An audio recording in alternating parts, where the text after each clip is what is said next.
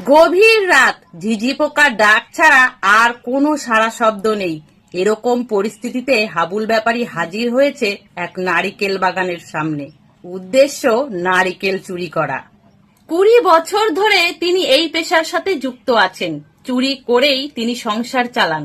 অনেক নারিকেল ধরেছে এমন একটা গাছ দেখে তত্তর করে উঠে পড়লো আবুল ব্যাপারী। কোমর থেকে দা বার করে এক কাঁদি নারিকেল কেটে নিচে নামিয়ে রেখে আবার উপরে উঠলেন। পরের কাঁদি নারিকেল কাটতে গিয়েই ঘটলো দুর্ঘটনা। পাটা পিছলে গেল। পতন ঠেকাতে হাতের দা ফেলে নারকেলের কাঁদি জাপটে ধরলেন। ঝুলতে থাকলেন সেটা ধরেই বেশ কিছুক্ষণ। অনেকটা সময় ঝোলার পরে আবুল ব্যাপারী লক্ষ্য করলেন পাশের গ্রামের কালুচোরাও নারকেল চুরি করতে এসেছে। আবুল ব্যাপারী তাকে ডাকলেন, কালু, ও কালু।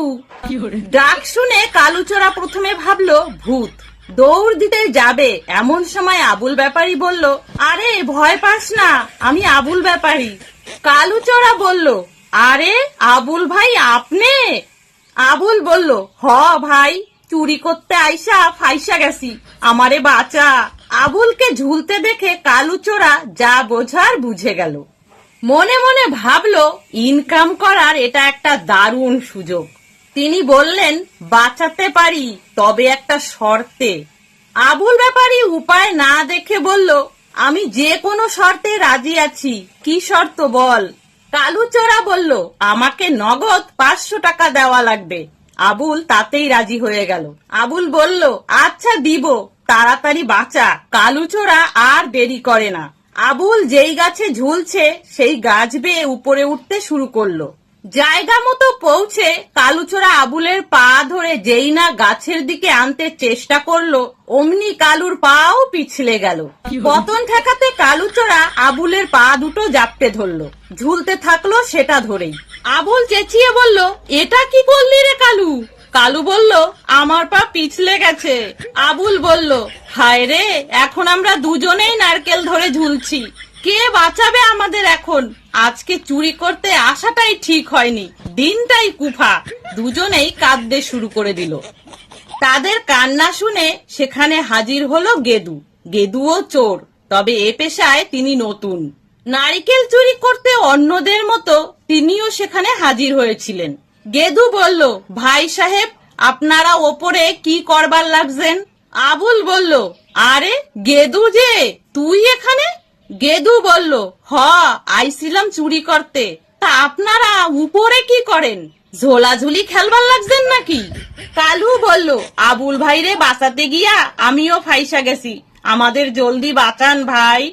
গেদুও সুযোগের সদ্ব্যবহার করতে ছাড়লো না। গেদু বলল, এক শর্তে বাঁচাবো, আমাকে নগদ 1000 টাকা দেওয়া লাগবে।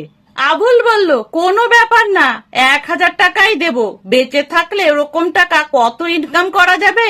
গেদু দেরি করলো না, গাছ বেয়ে উপরে উঠতে শুরু করলো। প্ল্যান করলেন প্রথমে নিচে ঝুলতে থাকা কালুকে উদ্ধার করবে, তারপর আবুলকে উদ্ধার করবে। প্ল্যান অনুযায়ী এক হাতে কালুর পা ধরলো। সেটাকে টেনে যেই না গাছের দিকে আনতে যাবে, অমনি তার গাছ ধরে থাকা অপর হাতটি ফসকে গেল। পতন ঠেকাতে গেদু কালুর পা আঁকড়ে ধরলো। তারপর কালুর পা ধরেই গেদু ঝুলতে লাগলো। অবস্থা এমন দাঁড়ালো যে নারকেল ধরে ঝুলছে আবুল, আবুলের পা ধরে ঝুলছে কালু, আর কালুর পা ধরে ঝুলছে গেদু। এরকম পরিস্থিতিতে আবুলের মাথায় বাড়তি আয়ের একটা চিন্তা এলো। আবুল হাঁক দিল, তোরা কে কয় টাকা আমার কাছে পাবি রে? কালু বলল, আমি পামু 500 টাকা। গেদু বলল, আমি পামু 1000 টাকা। আবুল বলল, এবার বল তোরা, তোরা দুজনে আমাকে 2000 টাকা দিবি, নয়তো আমি হাত ছেড়ে দেব, রাজি? তাহলে বন্ধুরা, এই ছিল আজকের একটা ছোট্ট মজার গল্প। যদি ভালো লাগে প্লিজ লাইক করে দেবেন, সাথে কমেন্টেও জানাবেন আপনাদের মূল্যবান মতামত। সকলে ভালো থাকবেন, সুস্থ থাকবেন।